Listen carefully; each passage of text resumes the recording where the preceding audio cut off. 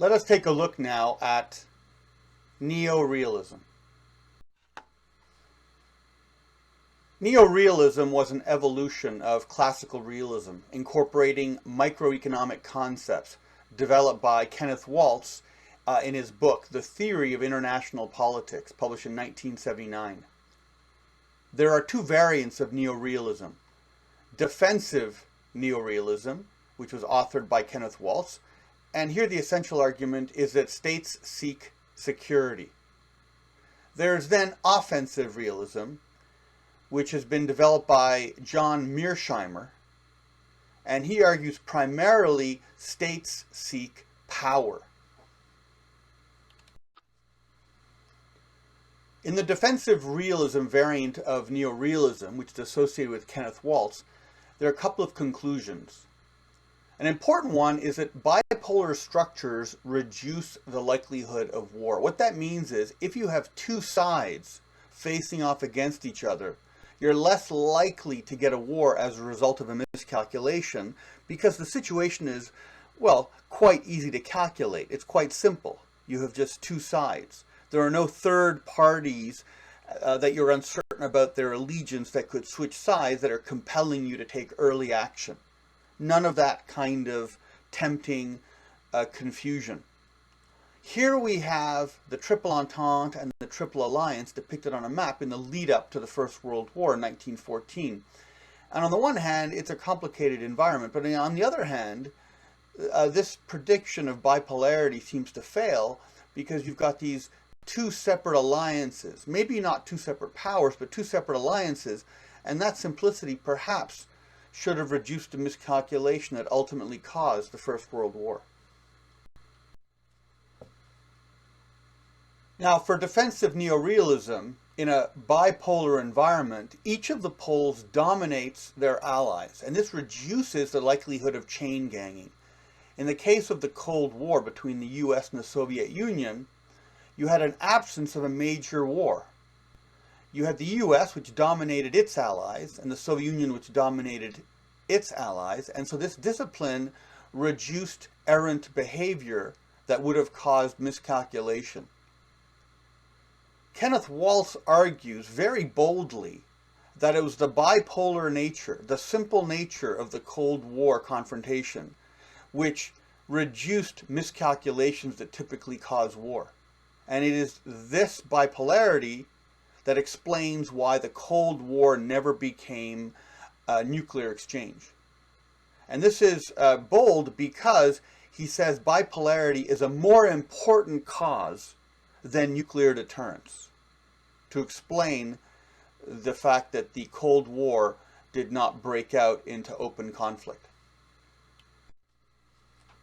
Joseph Greco, who has applied defensive neo-realism to non-security negotiations. In effect, he's shown how power matters even when you're not looking directly at security. One of his contributions is the endowment effect. The idea that whether or not a country thinks it owns something affects its level of aggressiveness or desperation. This we term their level of risk acceptance. They can be risk averse, which means they're afraid, or risk acceptant, which means they're aggressive with regard to getting a gain. Now, typically for the endowment effect, a key concept is whether you're losing gains or whether you're getting new gains. Like a gambler, if you lose something that you think was yours, you're going to behave very aggressively. You're going to be very risk acceptant to get it back. But if, on the other hand, you get something new, like a new piece of territory, and then you lose it, you won't be so aggressive to hold on to it, largely because you didn't start with it, so you're not suffering the consequences of loss. So Joseph Greco applies the endowment effect to memory. And here it's a variable. Some states or societies never forget the loss of land. For example, for Palestinians, their claim on Palestine is not forgotten. It's reproduced constantly in their culture and in their system of education. But Russia, on the other hand, has forgotten the sale of Alaska to the United States. It's no longer a political event that those in Russia want to aggressively reverse. So Palestinians are risk acceptant because they believe they've lost land that was theirs, and Russia is risk averse with regard to Alaska because it's fallen out of their memory. The security dilemma. This is one of the concepts that comes out of defensive realism. And it was an idea that originally was defined by Hertz in the 1950s. But it was developed by Robert Jervis in a 1978 World Politics articles. And here's a definition of a security dilemma. Many of the means by which a state tries to increase its security decreases the security of others. In an anarchic self-help international system, states are driven to accumulate power in order to maximize their security, measured as the extent to which they feel secure from destruction. This defensive pursuit of power provokes a similar accumulation reaction in opponents, and thus drives a spiral of mutual insecurity. Neither threats nor concessions work. Threats worsen the opponent's insecurity, while concessions worsen your own. This is a key concept in international relations. By this perspective, war occurs because of the fear states have of each other. War is therefore avoidable if only states could be reassured so that insecurity did not lead to war. The problem is that states do not always agree on how much security is needed. Here you can see Napoleon's campaign in northern Italy. He was at the time merely a general of revolutionary France. The French were very insecure by Austrian hegemony in northern Italy and feared it could be used by the Austrians as a path to invade France. In this type of fine-grained, complicated environment, what does security look like on the ground? It's not so simple. The first paradox of the security dilemma is that because of defensive reactions of your opponent, attempts to increase your security by increasing your power, such as buying weapons, may actually decrease your security if it provokes your opponent into buying even more. Here you can see the total number of nuclear warheads built by the United States and the Soviet Union, and how it reached astronomical numbers in the late 1970s and 1980s. The second paradox of the security dilemma is that states, even if both want peace, may inadvertently aggravate their relations so that they end up in war that neither wanted. Here you can see Germans fighting in the First World War. And the First World War was a tragedy for the participants in the sense that probably if they had anticipated the outcome of the First World War, none of the major participants would have so lightly started the conflict. The surprising implication of Jervis's security dilemma model is that states can sometimes increase their security by decreasing their power relative to their adversary. And this is the logic of arms control. The idea that you can increase the likelihood of a state's survival by reducing the weapons that threaten others. You can see on the right Bison bombers of the Soviet Union being dismantled. And on the left, you can see Leonid Brezhnev, Secretary General of the Soviet Union, and Richard Nixon, American President, signing SALT, the Strategic Arms Limitation Talks Treaty. There is an alternative perspective of reality in international relations. Some believe that war is not the result of mutual insecurity, but that wars are caused by aggressive states and the failure of status quo states to defend themselves, or at least to deter the threat. Here you can see Qing dynasty Manchu troops fighting the English probably during the English advance on Beijing at the turn of the 19th century. Now, aggressor states we would term the challenger state because they're challenging the prevailing international order. Or we also call them revisionist states because they want to revise the international order. Here you can see the pyramid of the distribution of states in an international system. Typically, the challenger and revisionist states would be the dissatisfied states in gray. And they tend to be not the powers at the top of the pyramid, but down somewhat and in a position to challenge the dominant power. But most of the states in the system would be satisfied and would be in the coalition of the dominant power. It raises a question: is China a dissatisfied power? Is China a challenger to the current international order?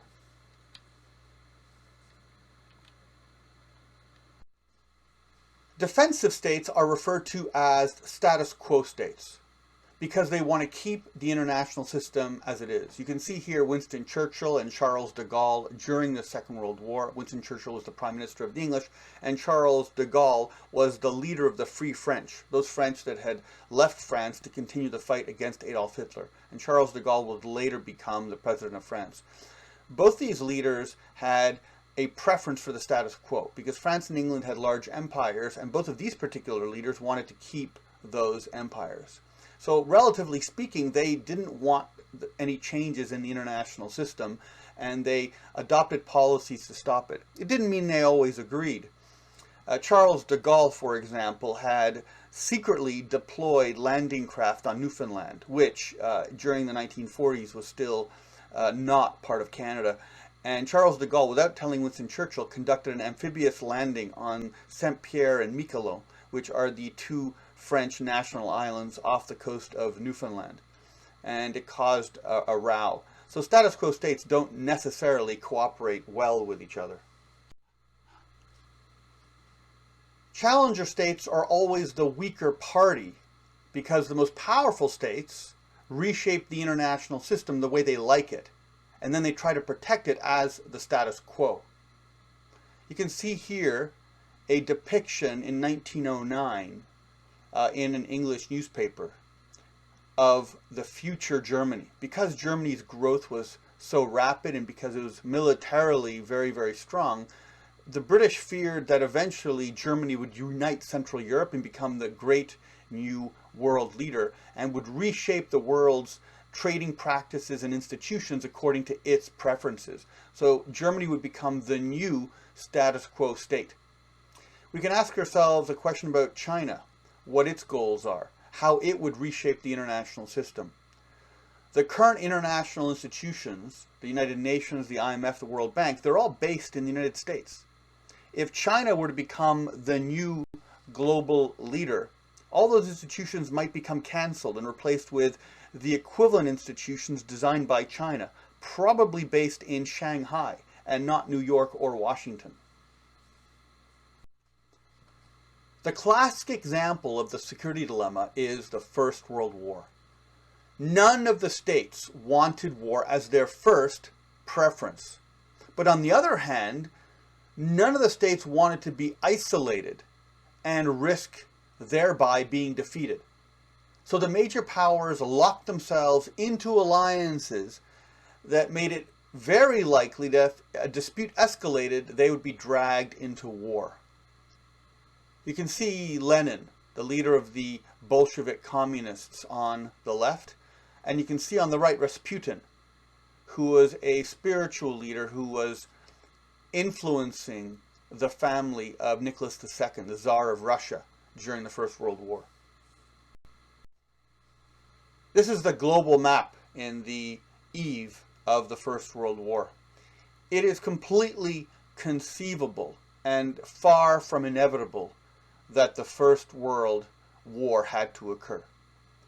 If the countries had managed their disputes and compromised and demilitarized their brinkmanship, it would have been possible that the 1910s and the 1920s and even the 1930s and 40s would have been completely peaceful state development, with the Russians never suffering a revolution, the Ottoman Empire slowly being dismantled for the purposes of self-determination, along with the Austro-Hungarian Empire, and that Germany would have grown very, very strong and then would have become a status quo power in Europe. The classic example of the status quo revisionist distinction in international politics leading to war is the rise of the fascist powers in the 1920s and 1930s that led to the Second World War. Germany and its Italian and Japanese allies were the revisionist states. They wanted to change the world order. Mussolini wanted to dominate the entire Mediterranean and exclude the French and the English. The Japanese wanted to take over China and set up a new economic order in the Far East before China industrialized. Hitler wanted to create a strong Germany before the Soviet Union was in a position to attack. So here we have different conceptions of the international order and clearly dissatisfied states that wanted to alter the distribution of benefits in the international system. Here you can see a map of conquests in both Europe and East Asia by the three principal fascist powers, Germany, Italy, and Imperial Japan. Now, the implication of the status quo revisionist distinction is that small states are going to always be peaceful, because how could they possibly revise the international system? Because they're weak. However, even smaller states can behave in a predatorial fashion if given the chance. During the Russian Civil War, which lasted at the end of the First World War, 1917, and it took the Soviet Union quite a few years later to establish full control over their territory, the former Russian territories were vulnerable to exploitation. Canada's imperial history started with a shipwreck at an island called Wrangel, which is in the Arctic Circle. So a Canadian ship was stranded and required rescuing.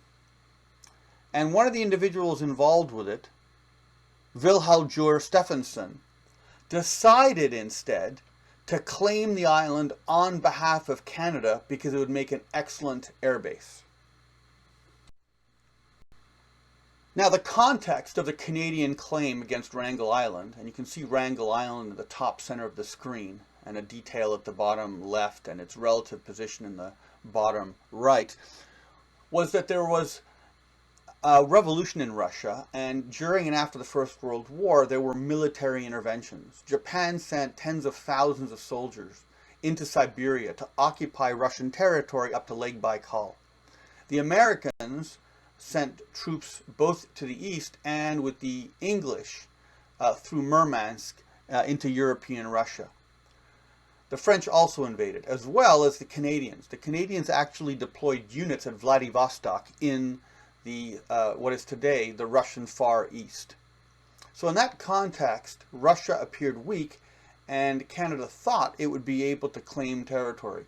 And the logic for the Canadians was by seizing Wrangel Island, they would have an air base for the new emerging technology of aircraft. And that by holding this territory, they could have a decisive control over the spread of communism from Russia. Ultimately, the Russians showed up in 1926 and at gunpoint removed the foreign claim to Wrangel Island. Today, Wrangel Island is the largest source of frozen mammoths. Another example of a small state that became revisionist was Belgium. Belgium, during the race to take over and carve out colonial possessions in Africa, was able to negotiate for the Belgian Congo in the center. And this possession was controlled directly by the monarch of Belgium. But governance there was so brutal, the reintroduction of slavery, mass amputations for the breaking of law or resistance, that the other European states were horrified. Because at least for the benefit of their domestic populations, they needed to claim some sort of civilizational mission, some sort of commitment to improvement of the lives of Africans for their policy of colonialism to be supported electorally at home. And Belgium therefore humiliated the other European states, and so they sent an ultimatum to the Belgian legislature that either Belgium takes control of the territory and takes it away from the monarch, or the European states would take away the Belgian Congo from Belgium. And ultimately the Belgian legislature complied. So we have cases here of very small countries, given the opportunity, very quickly shifting over to very aggressive foreign policy. So peaceful states are not automatic, and small states seem to have the ability to transform into predatory states very quickly, given the opportunity. There's, of course, a problem, which is how distinguishable is the situation that a state finds themselves in? For example, here we have the Bolshevik leaders from left to right. We have Joseph Stalin, Vladimir Ilyich Lenin, and Leon Trotsky. On the one hand, these are revolutionaries, bringing workers' revolution to all the industrialized states in the world. On the other hand, it was argued that the Soviet Union was actually very conservative, very status quo oriented. Because in the communist ideology, it was believed that communism was inevitable, because it's derived from the science of history, that the Soviet Union actually didn't have to do much besides simply protecting itself. It could simply wait for the world to revolutionize itself. So the Soviet Union, in effect, was very conservative. It would only attack if it was overwhelmingly confident that it would win. And if you actually look at the total number of wars that the Soviet Union was engaged in, they're quite few. Its involvement in the Second World War was started because Nazi Germany invaded the Soviet Union. The Soviet Union did not start the war. If the international system can be characterized as a security dilemma, and this is easily recognized, then states should disarm. They should reassure their adversary, and then this makes peace more likely. The Turks and the Greeks, for example, in their dispute over Cyprus, could have come to an arrangement without having to pay the costs of war that could have produced the same outcome, but without all the violence. If only the states had recognized that their mutual escalation was creating mutual insecurity. If, on the other hand, the situation is one in which there is a status quo and revisionist challenge, then the status quo states, to maintain the peace, should arm themselves and deter the aggressor from starting the war. During the Iran-Iraq War in the 1980s, the Saudis and the other Gulf Arab states provided funding to Saddam Hussein's Iraq in order for it to continue its war against Iran. But when that war was concluded, Saddam Hussein turned his national interest focus on Kuwait and Saudi Arabia and the Gulf states. Clearly, Iraq was a revisionist state. If, on the other hand, the perception is that there's a security dilemma in place, but the opponent is actually a revisionist state, then disarming will encourage the aggressor to attack. And this is what occurred under the leadership of Kim Il-sung, the Secretary General of the North Korean Communist Party, when the North Koreans invaded South Korea in 1950.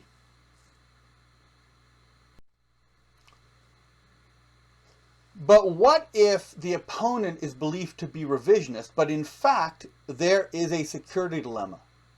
Then the consequent rearmament would aggravate the security dilemma and could produce a war. Perhaps if the Finns had recognized that the Soviet Union was remarkably insecure about its defenses of Leningrad, that the Finns could have made territorial concessions, instead of having to fight a war that ended up producing the same territorial concessions, but at much greater cost. There is the very large question of whether the Cold War was a security dilemma. Was the Soviet Union intent on invading Western Europe, or was the Warsaw Pact a defensive buffer against continuous attacks on Russia by the Swedes, by Napoleon, by the Wilhelmine Germans, by the Nazis? The Second World War invasion of the Soviet Union killed 27 million people, and Hitler's Nazi government had a genocidal plan of colonization where European Russia is located. So for the Russians, perhaps the Soviet deployment in Central and Eastern Europe was defensive, and they were not revisionist. They were status quo. So Robert Jervis developed his security dilemma model into a dependent variable and two independent variables. The dependent variable, the effect, is the worsening or the improving security dilemma between two states. The first independent variable, which is a cause, is whether the offense or the defense has the advantage. And this is a technological question. The second independent variable is whether defensive weapons and policies can be distinguished from offensive ones. If a country buys weapons, can you tell if it's to attack you or if it's to defend? You can see here a graphic representation of Jervis's security dilemma model with the two independent variables and the dependent variable, which should properly be called war/peace, because the dependent variable would vary between those two categories. So let's take a look at the definition of an offensive advantage. It is easier to destroy the opponent's army and take its territory than it is to defend one's own. And this is typified tactically by the military instrument of a tank, which you can see here. Tanks are good for attack, but if they're immobile, they're quite vulnerable, because you can sneak up to them with a sledgehammer and knock off the treads, and then it's not going to go anywhere. So the definition of a defensive advantage. It is harder to destroy the opponent's army and take its territory than it is to defend one's own. This is a Crête de Chevalier, a fort in the Holy Land that the Crusaders built, and it was incredibly strong and had large tactical effects. So this is very, very strong defensively, but of course it's not very useful to attack another territory because it's immobile and fixed. So the offense-defense balance can be determined or measured in two different ways. First, does the state have to spend more or less than $1 on defensive forces for every dollar of offense that the enemy spends? So if the enemy is building tanks and you're building fortifications to stop those tanks reliably, who's spending more, the attacker or the defender? Alternately, if an enemy is building missiles with nuclear warheads to attack your country and you're building missile defense to stop those incoming missiles, who's spending more? What's more expensive, the incoming missiles or the missile defense? Actually, typically, technologically, the answer is that missile defense is far more expensive than attacking nuclear missiles. A second way to measure it is, with a given inventory of forces, is it better to attack than defend? So if you have a group of military units, say cavalry, would you defend your territory with them, or would you attack the opponent's territory? What's easier in order to win? If you had artillery, would you attack or defend? If you had aircraft, would you attack or defend? Now, the first variable was whether there was, in reality, a difference between the offensive and defensive technological advantage. The second independent variable is whether this distinction can be known, whether it's visible. Now, an aggressor, a revisionist or a challenger state, typically will buy weapons that will allow them to overturn the status quo and the international system. So we would expect an aggressor or a revisionist state to buy offensive weapons to capture territory or to effect change in someone else's military. They can't just sit back in a fortification. They need instruments that allow them to act. It would therefore be easy to find out which are the aggressor states. It'll be those states which are going to buy weapons that'll make attack easier. And then the status quo states can go ahead and purchase the weapons they need to protect themselves. Now, Francisco Franco here was the fascist leader in the civil war in Spain in the late 1930s and early 1940s. And ultimately the fascists won. But Francisco Franco's economy was tied closely to that of the English. Ultimately, Spain was a status quo power. It didn't want to join the war and fight with the Nazis and Mussolini's fascists. So he remained neutral. And it's therefore not always clear from the type of domestic political system that a country has what its international political behavior is going to be.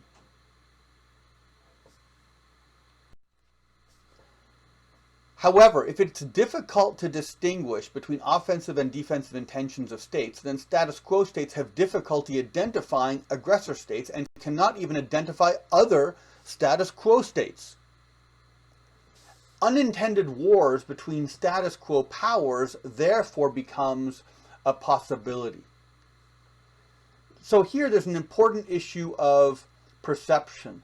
Very often leaders perceive advantages that are not real, and they base political decisions on them that could result in a disaster.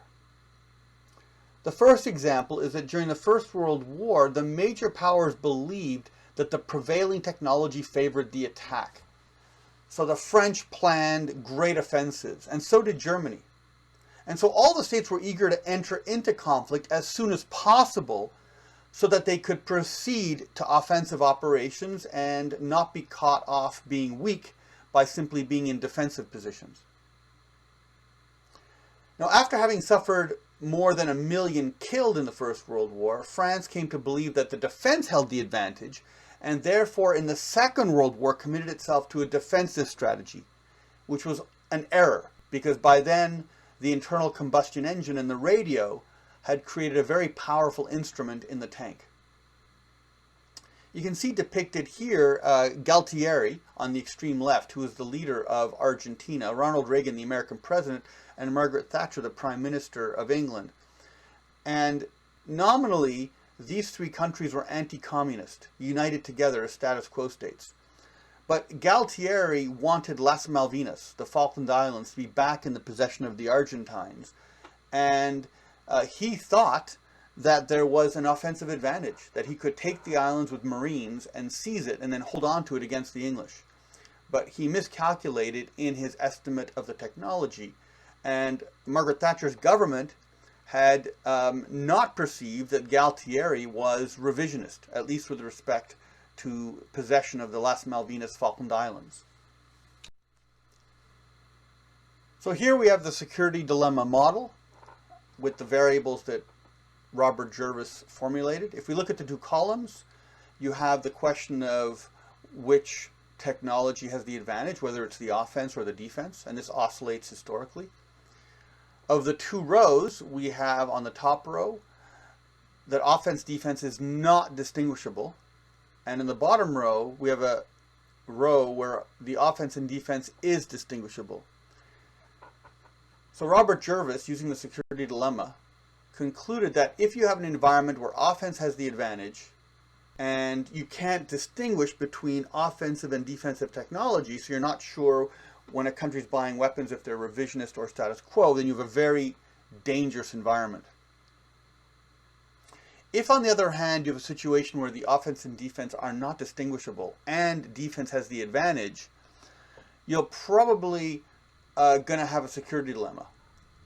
But you may have states that are compatible, because if defense is the advantage, most of the states will probably be status quo states because they don't want to pay the extra costs of having to change the international system. Going now to the bottom row, if the offense has the advantage and the offense and the defense are distinguishable, there's no security dilemma. Of course, aggression is possible by revisionist states, but the status quo states are safe because they can recognize the revisionist states, and they can recognize when the revisionist state buys offensive weapons.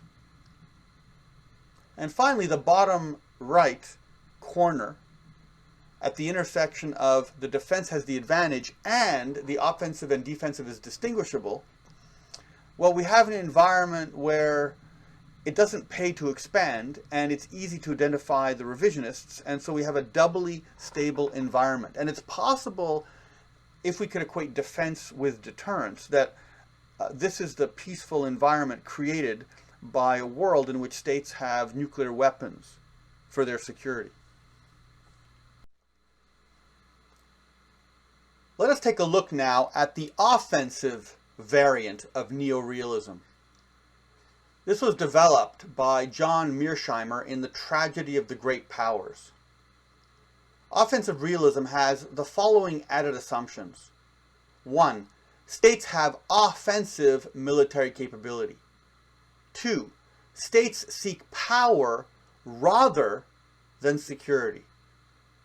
Now, Mearsheimer's argument rejects the importance of the security dilemma, as developed by Robert Jervis, which argues that increased power reduces a state's security. Therefore, security rather than power drives state defense and foreign policy. This is rejected by Mearsheimer. For Mearsheimer, all states, even democracies, will expand geographically until they encounter deterrence to stop them. So all states, regardless of the type of government, will expand seeking power. So the offensive realist argument is as follows. Number 1, because of water barriers, global hegemony is impossible, but regional hegemony is attainable. By water barrier, Mearsheimer means the oceans. In order for the United States to take over the entire planet, it would need to cross the Pacific. It would need to replace China in Asia, and then it could become the hegemon of Asia. The US is unable to do that because the Pacific Ocean is too difficult for its military to cross. China could easily defend itself on the beaches. However, the US is able to achieve regional hegemony, where it dominates Canada and Mexico and the Caribbean islands and the countries in Central America. Number 2, states are risk acceptant, meaning they'll act desperately, and will make war when they have opportunity to achieve regional hegemony. Japan was not one of the largest powers in Asia, but during the Second World War, when most of the other European powers were preoccupied by fighting in Europe, Japan had a unique opportunity that would never come again to finally take over East Asia and occupy China and neutralize the other European powers, and so Japan desperately started war. Germany, at the beginning of the 20th century, was in a similar position. It had an opportunity to take over the European continent, neutralize France and Russia, and then become a regional hegemon. And so it took the chance, and it failed. Revolutionary France had a unique opportunity, because of the fervor of its population, to dominate European politics and become a hegemon. And it took the chance. Number 3, regional hegemons play the role of offshore balancers in other regions where allies can challenge potential regional hegemons by bridging the water barrier. So the US doesn't want other countries to come into North America, and the best defense is a good offense. So the US deploys its power abroad to neutralize other regions. The US uses England effectively as a base to influence European politics and to stop the Europeans from having a regional hegemon. So Germany can never dominate Europe. The US uses its power to deploy in Japan and South Korea, thereby neutralizing China's attempt to become a hegemon in East Asia. The US asserts itself through its allies in the Middle East, like Israel and Saudi Arabia, to neutralize either Egypt or Iran or Turkey from becoming a regional hegemon. The U.S. relationship with Pakistan allows it to neutralize India as a regional hegemon. U.S. relations with Australia and Singapore neutralize Indonesia's possibility of becoming a regional hegemon. Number 4, regional hegemons will jealously exclude other regional hegemons from their own region. So of course, India, China would prefer if the U.S. withdrew its forces from their region. So for offensive realists, historically, there has never been a global hegemon.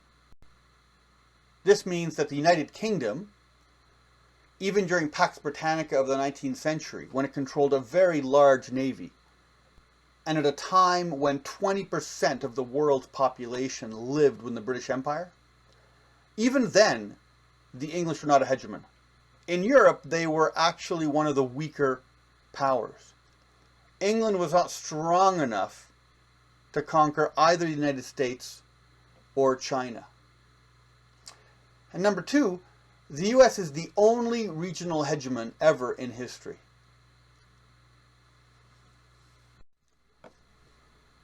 There are 3 hypotheses in offensive neo-realism.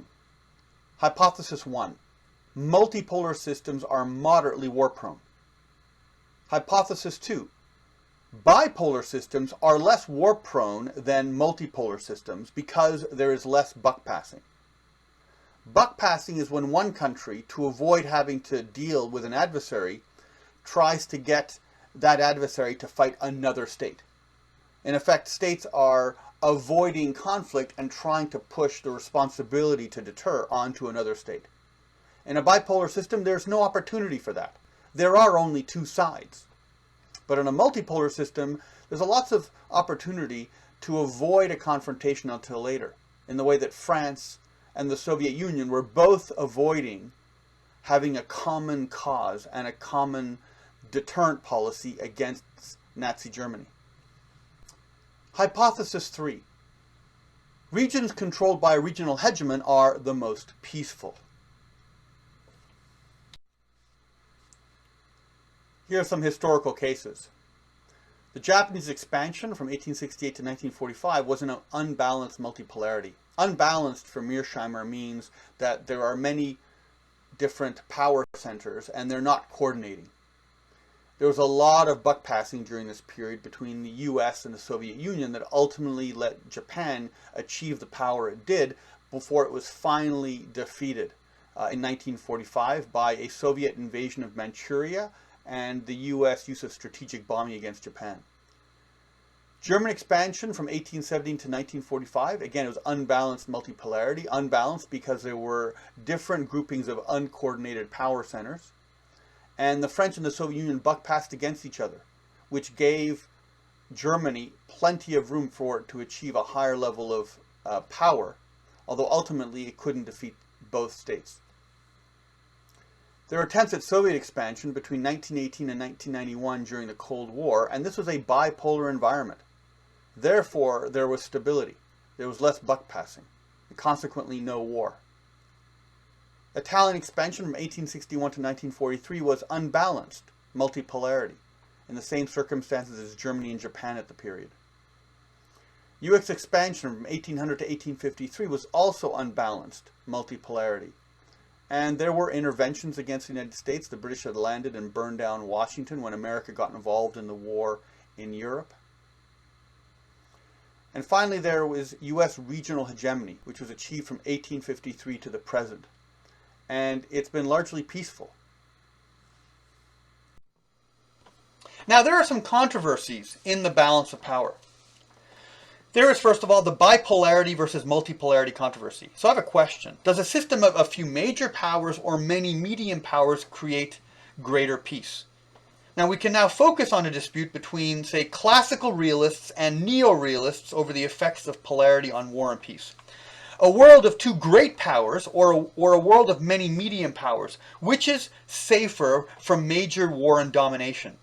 Now, the essence of the argument centers on the impact of uncertainty and the effect this has on decisions to go to war by leaders. On balance, does uncertainty create opportunism, or does it create caution? So let's take a look at the role of uncertainty. Now, classical realists, these are the realists starting with Morgenthau in the 1940s, 50s, and 60s. For them, uncertainty leads to peace because action is deterred by the threat of third-party intervention. So you're not going to go to war if you're not sure what other countries are going to do. Certainty leads to war because certainty simplifies the aggressor's calculation for war. So these are states that are not immediately involved in a dyadic dispute. You know, they can pick either side. Now, Geoffrey Blainey is an Australian historian, and he put a lot of focus on third-party behavior being crucial in the balance of power. So you have two countries that are confronting each other in a dyad, and then you have all these other countries. We call those countries third parties because they could join either side. They could extend help. They could join an alliance with one of the countries. Now, there's an elaboration of his argument by Okubo Toshimichi, who wrote about Japan's 1873 attack on Korea. For Japan to attack Korea in that year, it needed to exploit external rivalries. So it basically adopted a policy where it waited for foreign countries that could intervene to end up in a dispute with each other. So China was distracted, Russia was distracted, the French and the Germans were distracted, and the English were distracted. Now, this comes from a poem called The Waterbird Dilemma, in which you have a fisherman and he's fishing, and when he pulls up the net with the fish, all the birds basically eat the fish. So what the fisherman did was he took a fish and he threw it on the other side of the boat. And all the water birds chased that one fish, fighting between each other. And then the fisherman was able to bring in the net with all the fish in the net. So this is the diplomatic strategy that countries need to adopt. They need to distract third-party interveners. So the basic explanation for the classical realists is as the number of actors increases, which is an overwhelming calculation problem, the number of interaction opportunities as an intervening variable increases, and this then leads to stability. Because everyone's afraid of what this complex possibility of intervention by third parties is going to do to their war. You also have cross-cutting pressures and alliances. In other words, you have countries that ally with each other and they're not necessarily jointly allied. Like Thailand today has very close relations, both with China and the US, even though the US and China confront each other. Pakistan has very good relations with both the US and China, even though China and the US occasionally confront each other. So these cross-cutting pressures in the alliances create a better self-balancing system. Plus, the number of countries leads to a reduced allocation of attention. There are 200 countries in the world. So you can't distribute 1/2 of 1% of your attention in the foreign ministry to each of these countries. Some matter more than others, and a lot of countries are simply ignored. In fact, the U.S. intelligence service in the Navy that spies on Latin American navies is the Reserve, not the Defense Intelligence Agency. So they get reservists on weekends to look at satellite photos of the Peruvian Navy, because the Pentagon does not have the money to focus on that goal. So Wagner is a game theoretic author in political science, and he asked the basic question, will states act to eliminate others if there's a war? Wagner believed that the uncertainty of the future, basically by threatening conflict, could create stability. For example, if you had a tripolar situation, you had 3 different countries, it looks like you have inevitable elimination.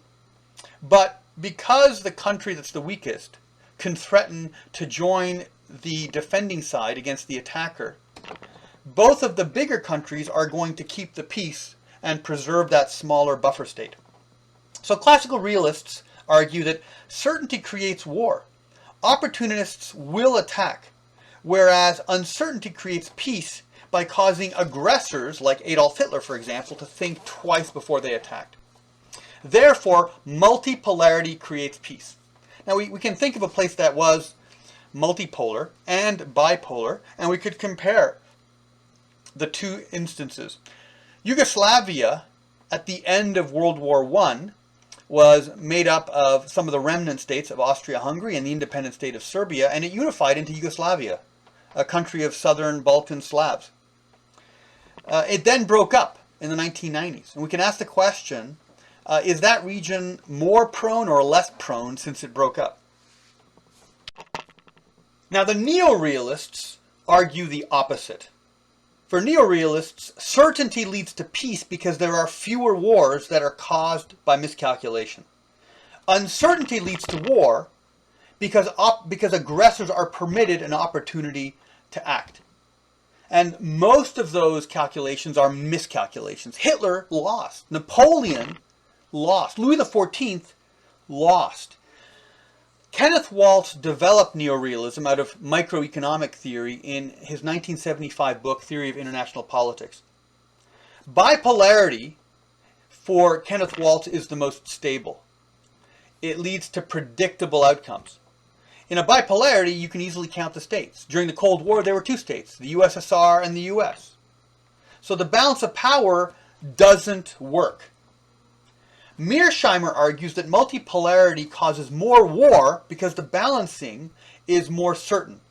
So there is more buck passing and in effect less balancing. What does that mean? Well, in the lead up to World War II, the Soviet Union and France were thinking about an alliance. And if they had thought of an alliance and implemented it, they could have stopped Nazi Germany. But Russia believed, the Soviet Union believed, that France and England as capitalist states were trying to trick Hitler to attacking the Soviet Union. The French and English believed that the Soviet Union wanted England and France to basically bear the full cost of the war. So they never made an alliance. Instead, the Soviet Union signed a peace agreement with Nazi Germany, the Molotov-Ribbentrop Pact, and with that cover and that buck passing by the Soviet Union to France, Nazi Germany attacked and conquered France and then turned around and invaded the Soviet Union. Now, during the Cold War, we have something called the Long Peace. And here you can see the bipolar situation between the Soviet Union, the US, and all their nuclear weapons, and the no man's land between them, which consists of Canada and Greenland. Now, during the Long Peace, which was the period of peace during the Cold War, from 1947-48, which is the Berlin Crisis, the beginning of the Cold War, to the end of the Cold War, 1991, when the Soviet Union collapsed, we had no major conflict between the two major powers. Now, some argue that it was because of nuclear weapons. But Kenneth Waltz argues that it was the bipolarity of the system that created the simplicity. Even if an ally left, let's say France left NATO, or China abandoned the Soviet Union, or Egypt left the Soviet Union, it didn't have a major effect because most of the power was contained by these two major countries. So imagine a world of 1920s or 1930s Europe with a wide distribution of nuclear weapons. Kenneth Waltz would argue that you could have a nuclear war under those circumstances. It's the bipolarity of the system for Kenneth Waltz, a lot more than the presence of nuclear weapons, that led to the peace, the long peace, in which the Cold War never turned violent.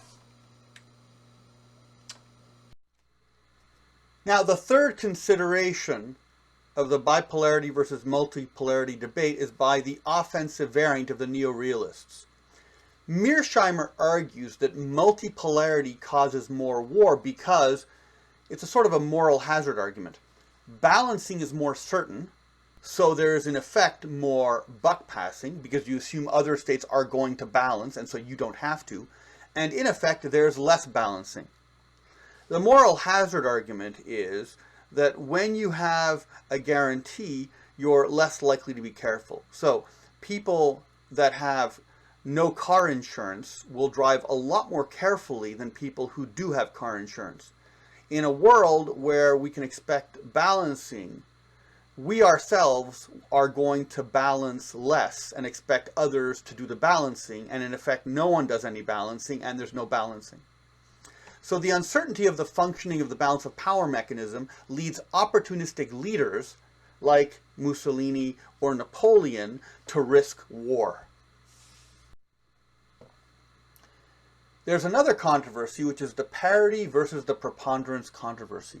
Does parity, where you've got two groups of states or two states that are approximately the same level of power, or preponderance, where you've got a huge difference in power, between a larger state and a weaker state, which of these environments is more likely to create peace? Now, in the first argument, there's the idea that parity causes war because each state is tempted by the fact that they have an even chance of victory, a 50-50% chance of victory. So to stop these countries from taking advantage of that possibility, preponderance is required to bring peace. Now, of course, this logic is not entirely empirically true. The probability that one country, if it's got the same strength as another country, will, through brilliant strategy, be able to defeat the other country and completely conquer it is exceedingly small. Most wars are not won in that sense. Most wars end up in stalemates that drag on and increase costs, and then states negotiate a peace. So that kind of victory is exceedingly rare. Most countries end up in stalemates. Now, the other conception is that preponderance causes war because the larger state is completely undeterred. They can do anything they want, and therefore they can attack the smaller state at their leisure. And so to achieve peace, you therefore want to achieve it by having a parity. This is the logic, for example, of Israel in the Middle East. The Israelis think in order to maintain their independence and to maintain peace, they must maintain at least enough strength to deter a coalition of their attackers. Here we have an intersection between the values of the two different controversies, parity versus preponderance and bipolarity versus multipolarity in terms of war proneness.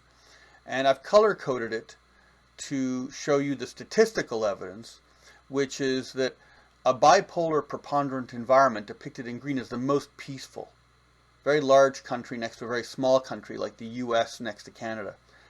And the countries depicted in red, multipolarity and parity, we've got lots of small, evenly sized states, is the most war-prone. And the yellow zones are sort of intermediary frequency of conflict. So this might be true, but the issue is, what is the purpose of the balance of power? If the purpose of balance of power is not to create peace, but to assure independence, then perhaps the dependent variable we're looking at, which is war proneness, isn't that important to the decision makers of the states as much as independence. And so a bipolar preponderant environment might be completely undesirable, and multipolar environment with lots of states with a power parity might be the best design for state independence.